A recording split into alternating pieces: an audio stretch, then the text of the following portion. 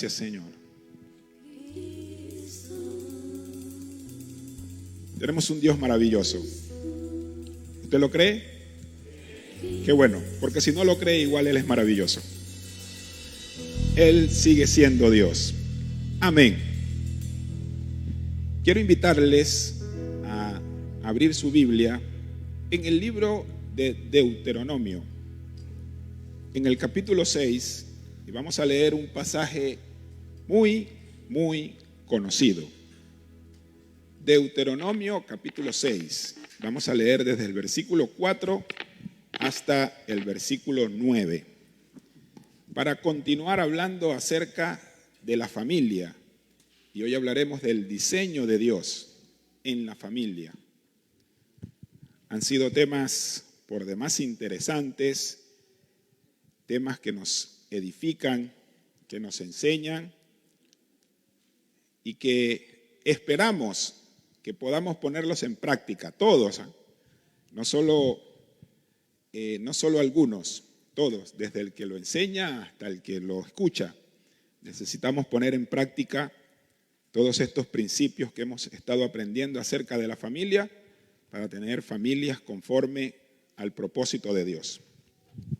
Deuteronomio capítulo 6, versos 4 al 9. La palabra del Señor dice así: Oye, Israel, Jehová tu Dios, Jehová nuestro Dios, Jehová uno es. Y amarás a Jehová tu Dios de todo tu corazón y de toda tu alma y con todas tus fuerzas. Y estas palabras que yo te mando hoy estarán sobre tu corazón y las repetirás a tus hijos y hablarás de ellas estando en tu casa y andando por el camino y al acostarte y cuando te levantes. Y las atarás como una señal en tu mano y estarán como frontales entre tus ojos. Y las escribirás en los postes de tu casa y en tus puertas. Amén. Palabra del Señor, el mismo Dios hablándole al pueblo. Puede tomar su asiento. El Señor bendiga su preciosa palabra.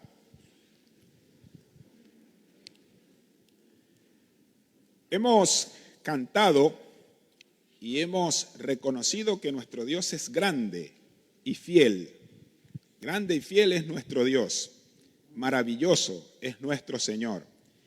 Y creo que podemos pasar horas describiendo o enumerando atributos del Señor, características maravillosas de Dios. Podríamos decir que nuestro Dios es grande, todopoderoso, omnipotente, omnisciente, el Dios creador de todo lo que existe. Él sostiene el universo con la diestra de su poder. Él mide las aguas de los mares con el hueco de su mano. Imagínese la magnificencia de Dios. Imagínese el poder de Dios. Imagínese la dimensión de nuestro Dios. Es el único y Dios soberano, el Rey y Creador del universo, el que ha hecho cada cosa que existe, el que creó cada célula de nuestro cuerpo. Ese es el Dios al que adoramos y el Dios al que servimos. Pero siendo Dios tan grande, tan poderoso, Él ha decidido y se ha determinado tener una relación con cada uno de nosotros. Dice la Biblia que incluso dejando su trono, se hizo hombre y vino a la tierra para habitar entre nosotros y proveer así el sacrificio necesario para nuestra salvación. Así también como Él es grande, así como Él es poderoso, Él es amor. Y su medida de amor es, de la misma magnitud de su grandeza. Y por eso Él quiere tener una relación con cada uno. Así que se ha revelado a nosotros. Se revela de distintas maneras. Si usted mira la creación, ahí va a encontrar el poder de Dios. El Salmo 19, versículo 1 dice: los cielos cuentan la gloria de Dios y el firmamento anuncia la obra de sus manos. Así que usted solo con salir y mirar el cielo y ver lo grande, lo maravilloso que es el cielo, ver lo imponente del mar, usted dice: Dios creó todo esto, entonces Dios es más grande que todo esto. Hay una anécdota que habla de un pastor llamado John Bobart, dice que él salía de un culto un domingo por la mañana, ya al mediodía salía del culto y comenzó una tormenta, y una tormenta eléctrica que contenía truenos, rayos. Y él, para cubrirse, se abrigó bajo un árbol. Y dice que comenzó a mirar los cielos, cómo caía la lluvia, las nubes, las descargas eléctricas. Y él dijo, si mi Dios creó todo esto, entonces, ¿cuán grande es mi Dios? Y ahí, sentado bajo ese árbol, escribió ese maravilloso himno que cantamos, ¿verdad? Cuán grande es Dios, que es muy conocido y hemos cantado por muchos años y que describe precisamente cuán grande es nuestro Dios. La naturaleza revela a Dios. Ahora, para no quedar en una forma tan, digamos, tan lejana, tan distante del ser humano, Él también se reveló a través de su Hijo. Jesús, que es Dios, se hizo hombre y caminó entre nosotros y nos demostró cómo es Dios. Por eso Él decía, ustedes me han visto a mí, entonces han visto al Padre, porque las cosas que yo hago son las cosas que el Padre hace, son las que Él me ha mandado hacer. Incluso dijo, cuando yo me vaya y venga el Espíritu Santo, Él les hablará de mí y les revelará todo lo que yo les he hablado. Porque Jesús es la revelación suprema de Dios. El que quiere conocer a Dios, el que quiere conocer la voluntad de Dios, el que quiere saber qué piensa Dios, qué hace Dios, debe mirar a Jesús. Jesús nos ha revelado al Padre. Así que la naturaleza nos revela a Dios. Jesús nos revela a Dios.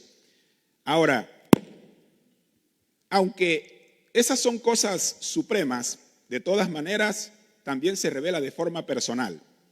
Y cada uno de nosotros, en algún momento de nuestra vida, por alguna razón, necesitamos de Dios. Sea como sea nuestra vida, o haya sido como haya sido nuestra vida, en algún momento todos necesitamos de Dios. Bien sea porque tuvimos un momento de tristeza, porque tuvimos una pérdida, porque nos vimos muy perdidos en pecados, o porque quizás teníamos una vida con todos los gastos y lo natural, pero vacía, y necesitamos a Dios por alguna razón. Entonces, a cada uno Dios se le mostró de forma personal, y en cada uno Dios hizo un milagro distinto. A mí me transformó por completo, era otra persona antes de conocer al Señor. Y de repente usted me podrá decir también, pastor, yo tenía esto, yo tenía aquello, y vi cómo Dios hizo esto, Dios me sanó, o Dios hizo un milagro en mi familia, Dios hizo provisión.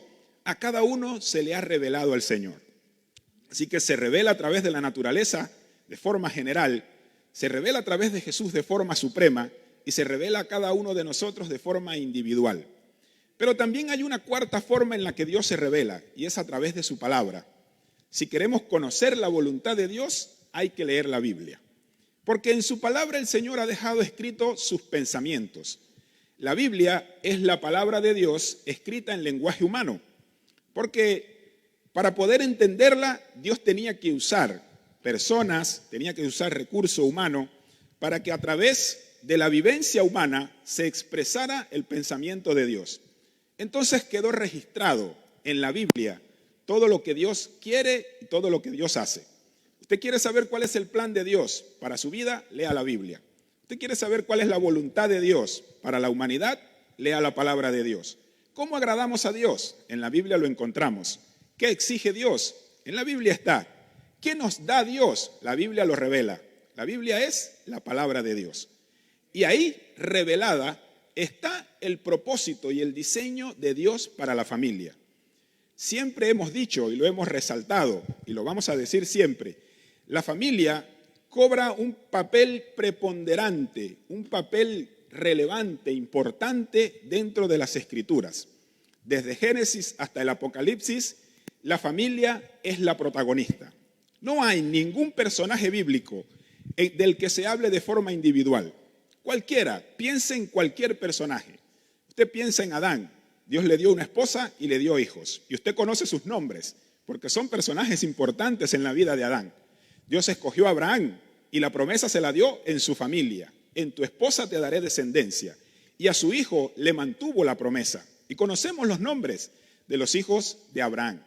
Cualquier personaje. David, sabemos quién era su padre, sus hermanos, sus hijos, sus esposas. Siempre los personajes bíblicos están rodeados y apoyados de la familia. Dios nunca escogió un individuo por aparte de su familia. Siempre el propósito de Dios era con la familia en pleno.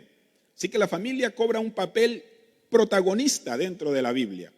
Y por eso decimos que la Biblia hay que leerla en clave familiar. Cada pasaje de la Biblia que tiene una enseñanza y una aplicación particular, también tiene una enseñanza y una aplicación familiar. Todo versículo, todo mandamiento, toda promesa es aplicable a la familia. Y todas las bendiciones que Dios nos promete nos alcanzan a nosotros, pero cubren a nuestra familia. Y todo lo que Dios nos exige a cada uno, bien sea que nos transforma, bien sea que nos orienta, entonces eso también redundará en que nuestra familia será alcanzada. Es por eso que cuando el carcelero preguntó y dijo, ¿qué he de hacer para ser salvo? Los apóstoles le respondieron, cree en el Señor Jesucristo y serás salvo, pero no tú solo, también tu casa, porque es que tu casa va a ver el cambio, la transformación. Tú vas a llevar la palabra de Dios a tu familia. Ellos van a ver el cambio que Dios hizo. Ellos van a ver que Dios te convierte en una nueva persona y obviamente ellos también van a recibir y a buscar de la bendición de Dios. Así que siempre la familia es bendecida por Dios. Cuando Dios escoge a uno, toda la familia es bendecida. Cada pasaje hay que leerlo en clave familiar. Y este mandamiento que el Señor da a través de Moisés en el libro de Deuteronomio es un mandamiento o es son instrucciones que debemos leerla en clave familiar. Porque Dios es una familia. Él es Padre, Hijo y Espíritu Santo. Y habitan en unidad. Y cuando se revela al ser humano, se revela de esa forma. Mire lo que dice el versículo 4, capítulo 6 de Deuteronomio, versículo 4. Oye Israel, Jehová nuestro Dios, Jehová uno es. Está hablando de la unidad de Dios. Padre, Hijo y Espíritu Santo conviven en unidad. Nunca hay discordia en la Trinidad. Nunca hay celos. El Padre ama al Hijo y el Hijo ama al Padre y el Espíritu Santo representa la unidad de ellos. Y nunca ve usted una contienda diciendo tienen que adorar al Padre o porque es mayor que el Hijo o el Hijo celoso de que todo se lo dan al Padre. No, al contrario. El que a mí me ama obedece los mandamientos de mi Padre. El Espíritu le revelará todo acerca de mí. Es decir, hay una plena unidad. Y cuando hablamos y aplicamos este concepto de Dios a la familia, entenderemos también que Dios para la familia demanda unidad. No puede haber discordia dentro de la familia. Pero entiéndase bien, hablamos de unidad, no de uniformidad, porque son dos cosas muy distintas. Mire, usted puede tener uniformidad, pero estar dividido. Por ejemplo, en una empresa, en un lugar donde hagan convivencia muchas personas y tengan normas de uniforme para vestir, una hora de entrada, una hora de salida, de manera que todos vienen vestidos del mismo color, con el logotipo, con el nombre de la empresa en su uniforme.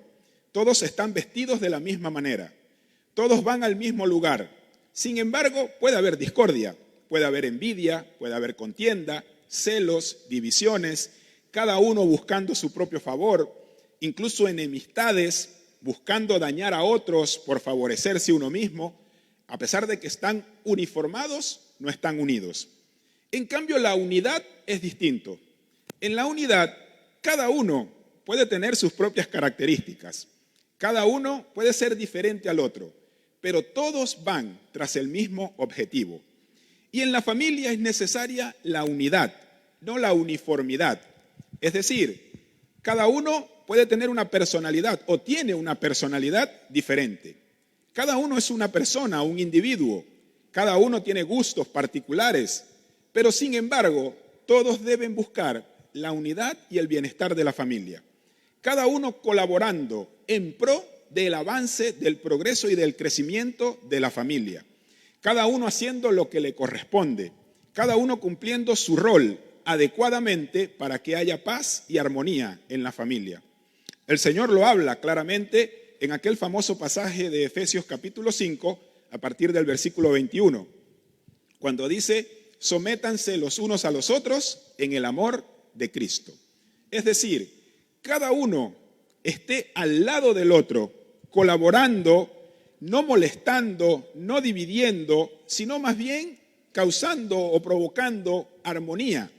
Eso tiene que hacerse en el amor de Cristo. Y de ahí comienza la descripción. Las casadas sujetas a sus maridos, los maridos amando a sus esposas, ambos padres no provoquen a ira a sus hijos, hijos honren a sus padres. Es decir, cada uno cumpliendo el rol bíblico que le corresponde para la unidad de la familia. Así como Dios es uno y Dios no acepta divisiones, Dios no acepta suplentes. Para Dios no hay nada más abominable que la idolatría. Dice la Biblia que le causa náuseas, que vomita a la persona de su boca, que aborrece a los que hacen idolatría, que para Él los que adoran ídolos son iguales a los ídolos.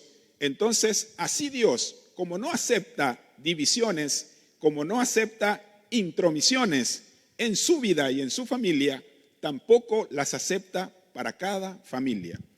Cada familia es una unidad y cada familia debe vivir y avanzar y trabajar para la unidad de la familia, para provocar un ambiente agradable. Ya hemos hablado en otros temas acerca de algunos roles, como el rol del esposo, el de la esposa, en cuanto al respeto, la honra, la sujeción, los hijos en la obediencia y en la honra a los padres. Si cada uno pone en práctica estos principios bíblicos, la familia marchará unida y en paz. Es la única forma. Solo obedeciendo al Señor, solo poniendo a Dios de primero en nuestras vidas, seremos buenos esposos. Solamente honrando al Señor y trabajando en obediencia a lo que Dios dice, serán buenas esposas. Y solamente obedeciendo el mandamiento bíblico, seremos buenos hijos. Así que para mantener la unidad debemos fijarnos en el Señor. Eres nuestro modelo. Jesús es nuestro modelo, ya decíamos. Él nos revela al Padre, Él nos revela a Dios. Y Jesús en todo momento tuvo una actitud de honra para su familia. Cuando estaba en la cruz, Jesús se preocupó porque su madre no quedase abandonada y la dejó bajo la cobertura de quien él consideraba en ese momento el único apóstol fiel, el único discípulo fiel, porque los demás habían huido. Así que aunque Pedro tenía una empresa de pesca, o aunque Judas, ya se había suicidado, pero cualquiera de los otros que tenían trabajos estables y que eran mayores, él dijo: el único fiel que está aquí presente es Juan, así que es el único confiable al que puedo dejarle el cuidado de mi madre. No la dejó bajo cualquiera. Así que él mostró siempre honra y respeto por la familia. Y nosotros debemos aprender del Señor. Nuestro Dios uno es. Él no acepta divisiones. En la familia no quiere divisiones. Si usted lee en Colosenses, en el capítulo 3, en el versículo 5, dice: aparten de ustedes todas las costumbres humanas que incluyen fornicación, adulterio, malos pensamientos, cosas deshonrosas. Todo eso es idolatría. Así que cualquier intento de sobreponer nuestros deseos personales por encima del orden de Dios, eso para Dios es un acto de traición. Traicionar a mi esposa es traicionar a Dios. Traicionar a mi familia, gastar los recursos de mi familia en algo que no es provechoso para ellos o para todos, es traicionar a Dios. Porque estaría poniendo mis deseos y estaría poniendo mis cosas personales por encima del bienestar de la familia que Dios me ha entregado.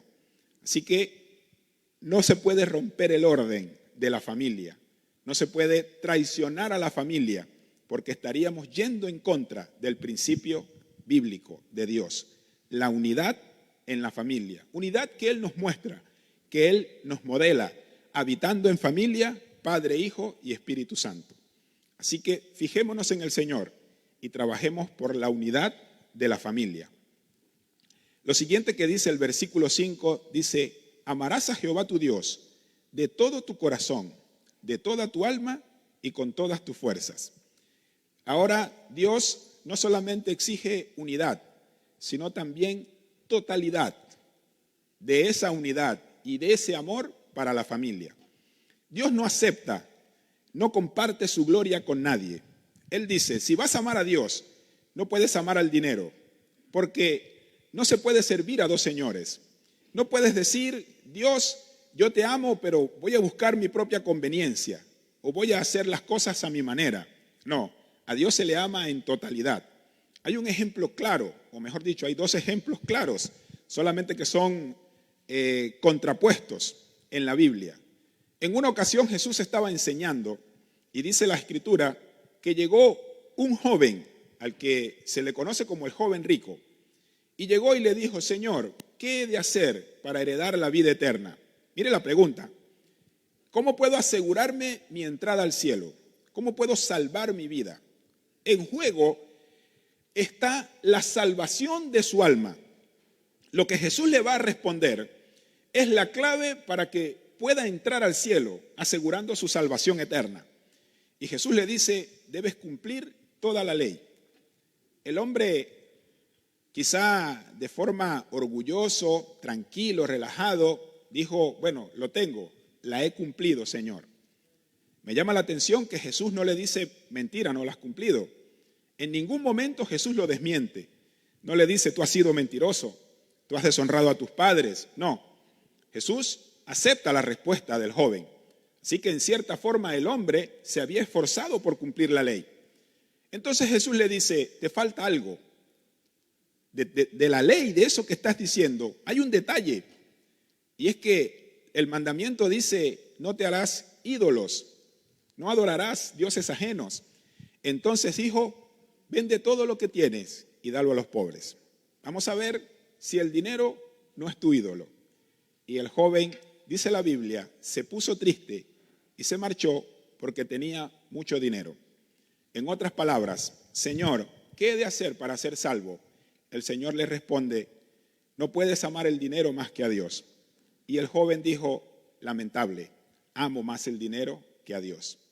Y prefirió escoger perder su alma. No sabemos si después se arrepintió o fue al cielo, pero en ese momento su decisión fue, me quedo con lo material. Yo estoy seguro que si el joven hubiese dicho, yo vendo todo lo que tengo, ya mismo, Señor, ya mismo regalo todo, estoy seguro que el Señor le hubiese dicho, no lo hagas.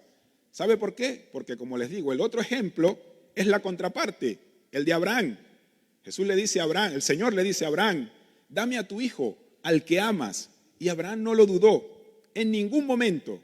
Sumó al joven y fue con la leña, hizo el altar, colocó a su hijo en el altar. Y dice la Biblia que cuando levantó la mano, Dios envió un ángel y le dijo, no lo hagas, no mates a tu hijo, ahora sé que me amas. Era una prueba, solamente era una prueba. Tu hijo es más importante que yo, Abraham. Imagínese un hombre de más de 100 años con un único hijo que lo tuvo en su vejez. Y Dios le dice, entrégamelo. Y Abraham no lo dudó. Dios sabía, Abraham es capaz de cualquier cosa por mí. Entonces no lo hagas, Abraham. Simplemente quería saber. Al joven le dijo lo mismo. ¿Serás tú capaz de dejar el dinero? Y el joven dijo que no. Así que el Señor exige que nosotros, si le vamos a amar, si vamos a honrarlo, toda la totalidad de nuestro amor sea para el Señor. Lo mismo es en la familia. En el diseño de Dios no puede haber cabida para otras cosas exteriores o que afecten a la familia. No puede haber nada que se intrometa en la armonía, en la unidad, en la comunión de la familia.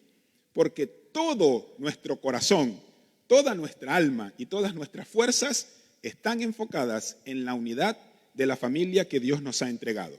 Recuerde que el que haya esposa, haya el bien, ha alcanzado la benevolencia de Jehová. Y recuerde que herencia de Jehová son los hijos. Así que la familia es un regalo de Dios para la persona. Y cuando Dios te da algo, exige que lo trates como a Él lo tratas, en unidad y con un amor total. ¿Sabe? Muchas veces hemos escuchado críticas acerca de personas que han conocido al Señor joven, muy joven, y han servido al Señor. Pero llega la etapa de su vida en la que tienen que buscar a la pareja, a la persona ideal, y se casan. Y luego de que se casan, entonces ese compromiso 100%, 24/7 que tenían en el servicio, ya comienza a disminuir. Y ya no están tan presentes o tan involucrados en todo. Y muchas veces dicen, el problema es que la gente cuando se casa deja de amar al Señor. Pero ¿sabe que no es así? ¿Sabe que Dios exige que nosotros dediquemos tiempo a la familia? ¿Sabe que es bíblico que realmente, no que abandonemos plenamente el servicio al Señor, pero sí que haya un tiempo compartido? Usted lee Primera de Corintios en el capítulo 15, donde el apóstol Pablo describe algunos aspectos de la relación conyugal, y el apóstol dice, el que está soltero puede servir a Dios plenamente. Y él aconseja, yo les diría de forma personal, no se casen, vivan dedicados al Señor. Pero él dice, el que no pueda soportarlo, el que necesite ser calentado en las noches de frío, entonces cásese mejor. Pero luego dice, el que está casado, entonces debe dedicar tiempo a las cosas naturales para complacer a su esposa y para complacer a su esposo. Pero no es que está criticando el apóstol, es que está diciendo, es necesario, porque la relación hay que cultivarla. Es necesario, porque la familia hay que dedicarle tiempo. Es necesario también, no es que abandones al Señor, pero es que ya no puedes estar 100%. Si quieres servir a Dios 24/7, no te cases, dice el apóstol. Dedícate al Señor, está bien, eso está excelente. Pero si te quieres casar y quieres tener una familia, debes entender que debes dedicar tiempo para la familia. Hay un mandato en Levíticos, donde está la ley, que decía o que dice que cuando las personas, los ejércitos iban a la guerra, tenían que identificar a los recién casados. Y dice la Biblia, deben darle 1 año de permiso. ¿Y sabe cuál es la sentencia? Para que haga feliz a su esposa. Así que el Señor exoneraba de ese compromiso a los recién casados. Imagínese que vaya recién casado a la guerra y se extienda la guerra. Y dure tiempo por allá, no ha podido disfrutar de su matrimonio. O peor todavía, que en la guerra pierda la vida. No pudo disfrutar. Así que el Señor decía, los recién casados ni los toquen. Ellos tienen que disfrutar de su matrimonio. Hay que dedicar tiempo a la familia. Es don de Dios que el hombre coma y beba del fruto de su trabajo, dice el Señor en Eclesiastés 3:13. Así que la totalidad del amor y de las fuerzas son para la familia. Cuando el texto habla del corazón, está hablando de nuestros sentimientos. Cuando habla del alma, habla de nuestros pensamientos, nuestra inteligencia. Y cuando menciona la fuerza, habla de nuestras acciones. Y el Señor dice, todo tu corazón, toda tu alma y todas tus fuerzas dedicadas a mí. Pero para que la relación con Dios sea plena y la relación con Dios sea agradable, la relación con tu familia también debe ser una buena relación. El apóstol Pedro dice que el marido que está enojado o falta a su esposa, sus oraciones no son contestadas. Así que la relación para con Dios depende mucho de la relación familiar. Y eso es algo muy importante. Cuando Dios creó el mundo, Dios creó a Adán y por un tiempo lo dejó soltero. Y uno se puede preguntar, ¿por qué hizo Dios eso con Adán? A todos los animales les dio pareja. Todos tenían con quién compartir. El único soltero era Adán. ¿Sabe por qué? Porque Dios necesitaba que Adán se dedicara 100% a su servicio. Adán tenía que poner nombre a los animales, Adán tenía que reconocer el huerto, Adán tenía que conocer todas las cosas, administrar lo que Dios le había dado. Así que si Dios le daba esposa, ¿cómo lo iba a hacer? No podía, se contradecía el Señor. Cuando Adán hubo hecho todo eso, dice la Biblia, entonces Adán, ya en su reposo, cumpliendo el propósito de Dios, dijo, parece que he madurado en este tiempo. Ha llegado el tiempo también yo de buscar mi pareja, pero no encuentro. Y Dios dijo, este es el tiempo. Y le dio a su esposa. Y cuando le dio a su esposa, le dio las instrucciones. Dejará el hombre a su madre y a su padre y será uno con su esposa. ¿Por qué? Porque ya Adán había servido al Señor 24/7. Tocaba también tiempo de compartir su servicio y de dedicar tiempo a su familia. Y entonces a ambos le da la administración del huerto del Edén. Es necesario que nosotros seamos dedicados a nuestra familia, en unidad, siempre buscando el bienestar, siempre buscando el crecimiento y dedicando tiempo y esfuerzo para alimentar a nuestras familias. Muchas veces repetimos, quizás de forma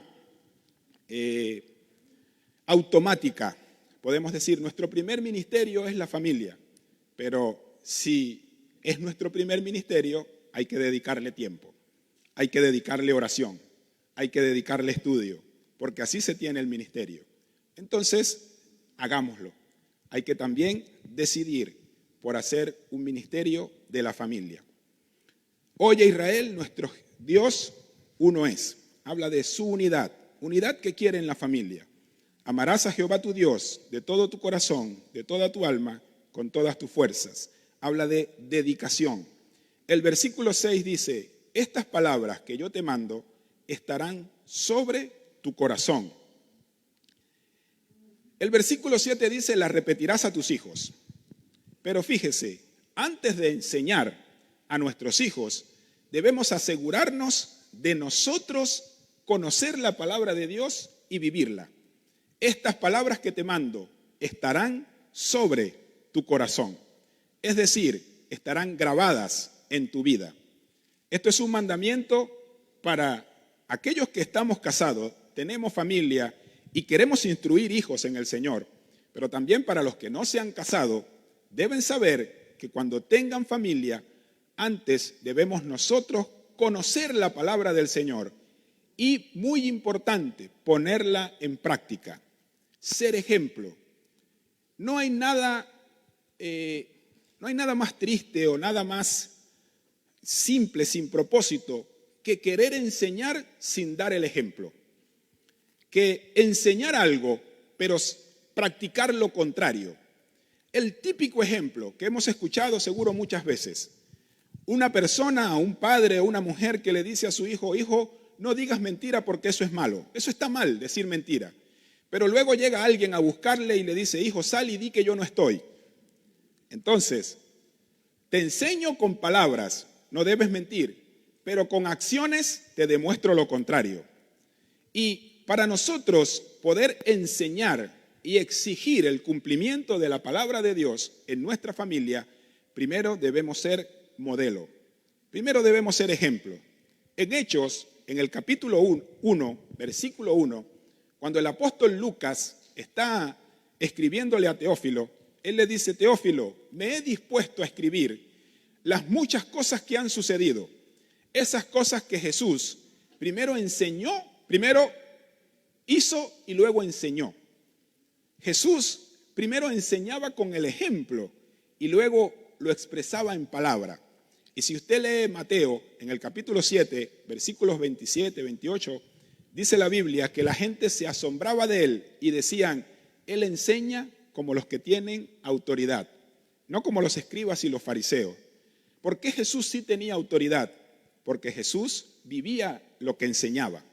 Porque Jesús ponía en práctica la palabra de Dios. No solo lo exigía, sino que Él lo hacía. Un vivo ejemplo, cuando Jesús está escribiendo en el piso y traen a la mujer samaritana y le dicen, ella fue hallada en adulterio y la ley dice que hay que apedrearla. Jesús dijo, estoy de acuerdo, la ley dice que hay que apedrearla, pero también la ley condena muchos pecados. Entonces, si vamos a castigar un pecado, castiguémoslo todo. El que esté libre de pecado, tire la primera piedra. Vamos. Ahora, si no, entonces vamos a apedrear a todos los pecadores aquí. ¿Y qué hizo la gente? Soltó sus piedras y se fueron. ¿Por qué? Porque Jesús señaló el pecado de las personas. Les dijo, todos ustedes son pecadores. No me vengan con falsa moral. No vengan a señalar a una sola persona. Señalen primero el pecado que ustedes tienen. Ustedes son pecadores. Pero dice la Biblia que Él se levantó, caminó, y que más adelante la misma gente llegaron y le dijeron, ¿sabes qué? Tú eres del diablo, tú haces cosas del diablo. Y Jesús los miró y les dijo, cualquiera de ustedes que conozca pecado en mí, señálelo. y la gente nuevamente dio la media vuelta y se fue. ¿Por qué Él les dice, ustedes son pecadores y la gente lo acepta? Y después Él mismo les dice, señalen pecado en mí y la gente no tiene que señalar. ¿Sabe por qué? Porque Jesús lo que enseñaba, primero lo hacía. Jesús lo que exigía, primero Él lo vivía. Si nosotros queremos exigir y crear una familia en el diseño de Dios y nosotros queremos obediencia de nuestros hijos, debemos ser obedientes al Señor. Si nosotros queremos colaboración de nuestros hijos, que debemos ser colaboradores. Si nosotros queremos fidelidad en el hogar, debemos ser fieles. Lo que nosotros queremos enseñar y queremos exigir, primero debemos ponerlo en práctica. Por eso el Señor dice, estas palabras que yo te mando hoy estarán sobre tu corazón. Primero debes aprenderlas tú. Primero debes asimilarlas tú y ponerlas en práctica. Cuando cada individuo en la familia se dedica a honrar a Dios, por defecto, entonces honrará a la familia. Si yo soy fiel y digo, Señor, yo no quiero pecar, así que quiero mantenerme honroso, y soy fiel a Dios porque sé que Dios me está mirando en todo lugar, entonces también estoy siendo fiel a mi esposa, porque no la voy a engañar. Y si mi esposa hace lo mismo, entonces ambos viviremos dedicados el uno para el otro. Y si nuestros hijos entonces dicen, quiero honrar a Dios, quiero hacer lo que el Señor me manda, entonces también serán obedientes en el hogar. Así que si cada uno pone en práctica los mandamientos del Señor, entonces también honraremos a la familia. Y si queremos ser familias, referencias en nuestra sociedad, donde las personas de nuestra comunidad digan, yo quiero ser cristiano porque esta familia cristiana prospera, porque esta familia cristiana vive feliz, porque a pesar de tantas cosas ellos se mantienen unidos, yo quiero una familia como ellos. Para que eso suceda, nosotros debemos cumplir los mandamientos bíblicos.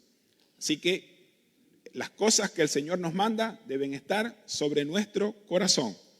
Unidad, dedicación, fidelidad, cada uno viviéndola de forma independiente para que se pueda manifestar en el seno del hogar. Luego sí dice, la repetirás a tus hijos y hablarás de ella estando en casa, andando por el camino, al acostarte, cuando te levantes. Las atarás como una señal en tu mano, estarán como frontales en tus ojos, las escribirás en los postes de tu casa y en tus puertas. Esto no es necesariamente tan literal. Es decir, no quiere decir que yo no puedo tener una conversación con mi hijo que no sea de la Biblia. Porque dice, las repetirás, hablarás de ellas en la casa, andando. No quiere decir que esté prohibido hablar de otro tema en el hogar. No, lo que quiere decir es que siempre debe primar la enseñanza bíblica dentro de todo. Es decir, vamos a hablar acerca de lo que hacemos en el día a día. ¿Cómo nos fue hoy? Muy bien, hoy pude trabajar y me fue bien en el trabajo. Y en el colegio, excelente, me fue bien en el colegio. ¿Y qué hiciste cuando saliste al mercado? Me fue muy bien, conseguí lo que buscaba. Gracias a Dios que el Señor nos ha dado todo. Gracias a Dios que me pudo ir bien en el trabajo. Gracias a Dios que te cuidó en la escuela. Gracias al Señor que multiplicó el dinero para hacer el mercado. Se pueden hablar todos los temas, pero a lo último, reconocer que es Dios nuestra provisión, que es Dios nuestro sustento, que es Dios el que nos mantiene y que nuestra familia vive como vive y tiene lo que tiene gracias a nuestro Dios. Cuando la Biblia dice, las repetirás en todo momento, es que en la mínima oportunidad encontremos el darle gloria al Señor. Es que en lo mínimo podamos decir, ahí se ve la obra de Dios. Es que en las mínimas cosas demostremos el amor de Dios. Recuerde, no hay nada mejor que predicar con el ejemplo. No hay nada mejor que enseñar con lo que hacemos. Así que hablar de la palabra de Dios es encontrar el momento de darle gloria a Dios por todo, por todas las cosas. Tenga la costumbre de que si usted está orando por algo en su hogar y usted está incluyendo a la familia, vamos a orar para que el Señor nos dé esto. Cuando suceda, cuando llegue la provisión, recuérdelo, sobre todo a los hijos, ¿Recuerdan que estábamos orando por esto? Aquí está. Dios hizo provisión. ¿Recuerdan que pedimos esto? Aquí está. El Señor nos los ha dado. Para que siempre la gloria de Dios sea establecida en el hogar. Para que siempre estemos conscientes de que dependemos plenamente de Dios. Así que todo lo que hacemos será una enseñanza acerca de lo que Dios hace en nuestra vida. Si una familia aplica estos principios, será una familia conforme al diseño de Dios. Seremos personas que estaremos levantando una nueva generación con convicciones firmes. Hace pocos días, no sé si fue el miércoles, el jueves, mi hijo estuvo en clase y me comentó, llegó a comentarme, mi hijo mayor, que había un debate en el aula de clase acerca del aborto, si era legal o no era legal. Entonces me comentaba los argumentos de sus compañeros. Le pregunté, ¿y qué dijiste? ¿Cuáles fueron tus argumentos? Y él me comentó su defensa acerca de la vida. ¿Cómo podía decir que no está bien el aborto? Dios nos ha dado la vida y hay que defender la vida. Y para los que dicen que el aborto debe ser incluido en el plan de salud, él decía, pero no tiene lógica, porque la salud es buscar el bienestar y cuando una persona aborta está asesinando, así que eso no tiene nada que ver con salud. Y en ese momento me sentí agradado, orgulloso de mi hijo, de poder decir una generación con convicciones firmes. Es una persona que ama al Señor y que yo estoy seguro que seguirá así. Pero hay que incluir a Dios en nuestras conversaciones. Hay que siempre resaltar el poder de Dios. Nuestras familias están en las manos del Señor, porque Él instituyó la familia, porque Él nos ha dado la familia, porque Él quiere que vivamos en familia. Él vive en familia y nos demuestra cómo hacerlo, en unidad, con dedicación, plenamente confiando en el Señor. Nuestras familias están en las manos de Dios. Amén. ¿Qué tal si nos ponemos de pie? Y vamos a darle gracias al Señor.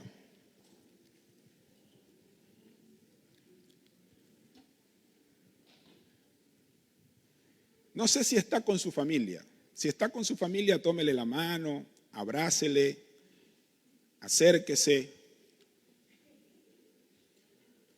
Y ahí donde está, cierre sus ojos. Ahí tomado de la mano, abrazado con su familia.